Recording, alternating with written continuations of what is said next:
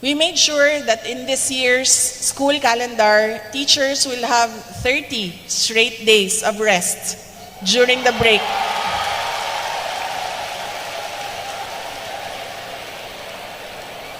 Without any DepEd activity that requires volunteer work.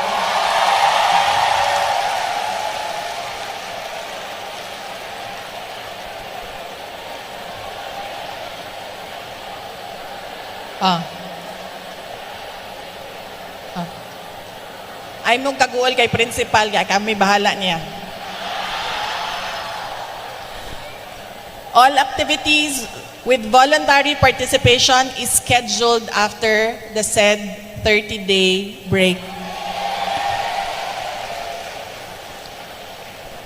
So, kung ambot o kanang ganahan pa ba mo magbasa og department order, pero katong department order nga naa didto ang school calendar, makita ninyo dunay 30 days didto nga walay nakabutang nga activity.